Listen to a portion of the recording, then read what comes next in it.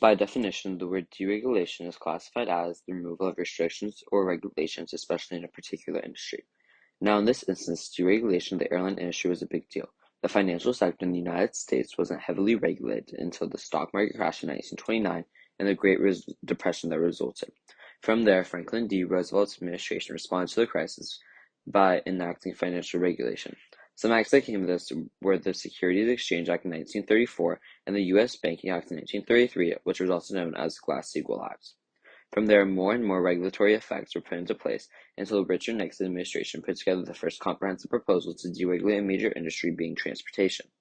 From there, numerous areas of business were deregulated, from energy, telecommunications to natural gas, railroads, and eventually airlines. Now, in the Airline Deregulation Act in 1978, the act abolished government control over the aviation industry in matters of fares, routes, and the introduction of new airlines. The Airline Deregulation Act in 1978 was a momentous occasion in the airline industry. The act gave the airline industry the economic right to control their fares and routes and not have a governing body control the industry.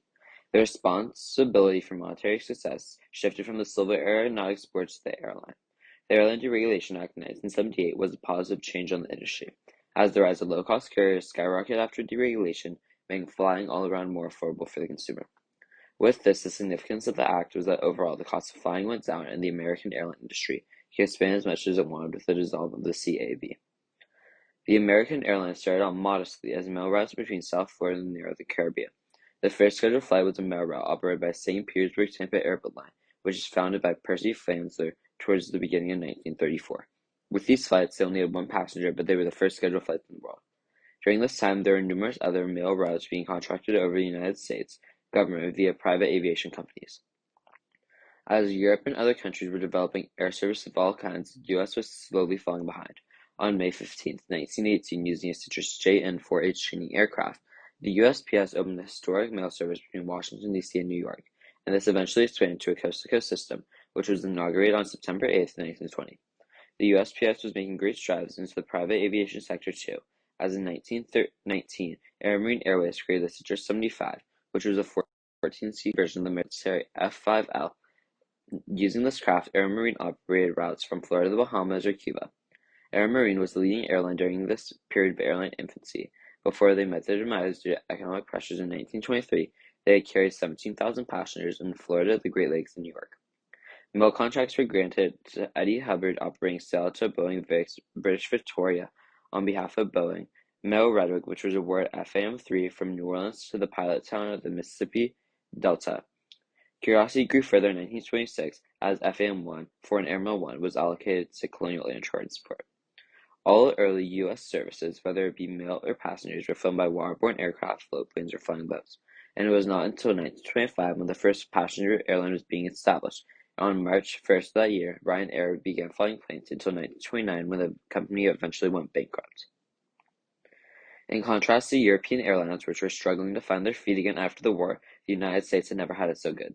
In the first year post-war, passenger traffic doubled from 6 million boardings in 1945 to 12 million boardings in 1946, with the leading trunk airlines boarding more than 1 million passengers each, being American Airlines, United Airways, TWA, Eastern Airlines, Capital Airlines, and Pan American. They ruled the skies during this time.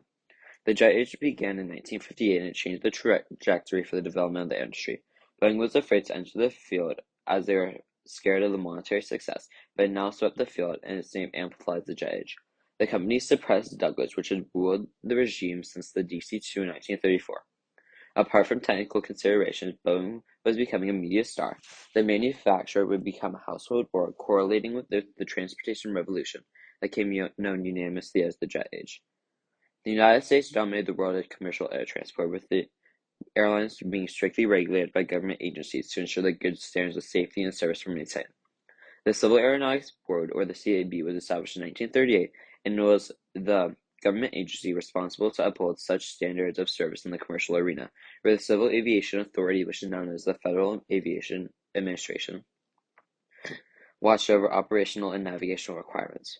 During the 40 years of the CAB, which ended in 1978 with the Airline Deregulation Act, the CAB recognized that individual airlines could not be things for all people, and they needed to serve densely traveled routes such as New York and Washington, as they require different aircraft and different infrastructure than a sparsely traveled route in the wheatlands of Kansas, Nebraska, or the Rocky Mountains of Colorado.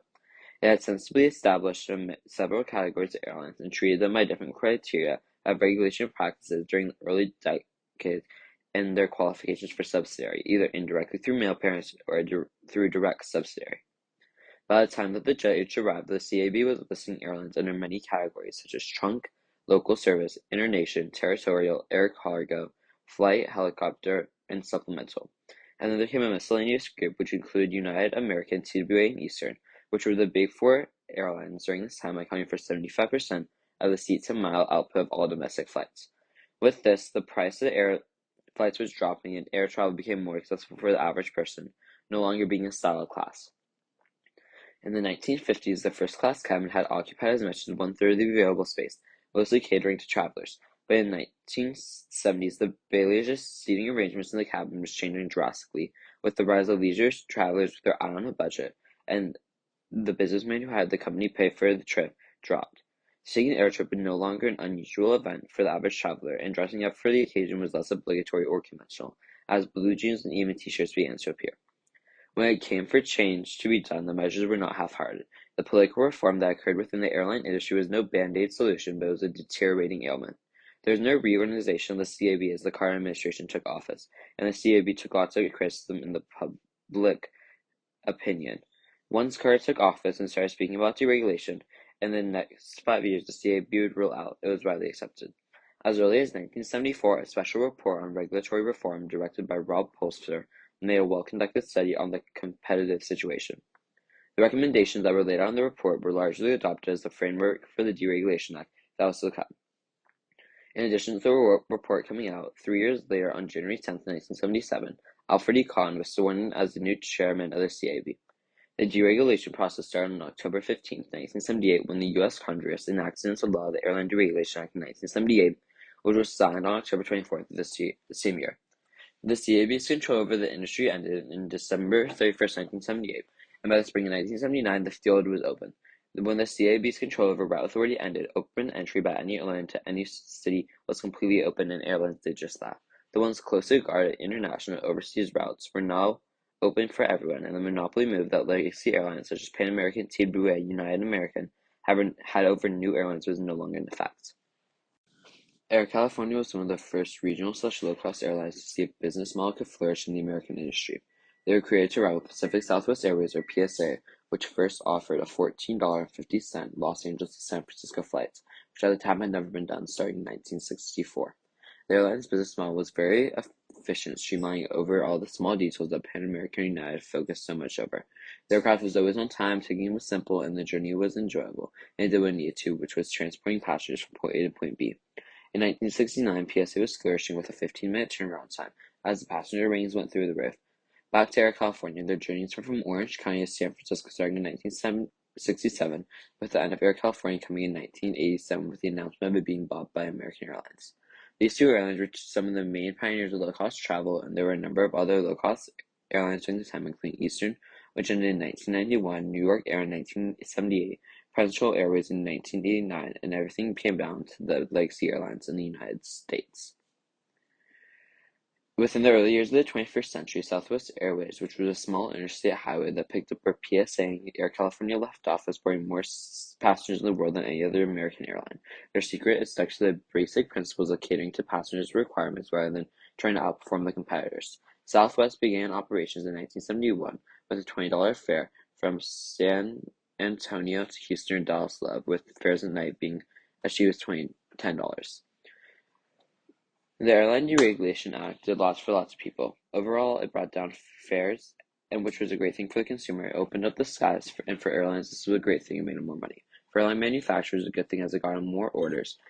And overall, the Airline Deregulation Act was a wonderful choice for the industry and letting new airlines into the industry, meaning there is more choice for the consumer and letting air travel overall be more affordable.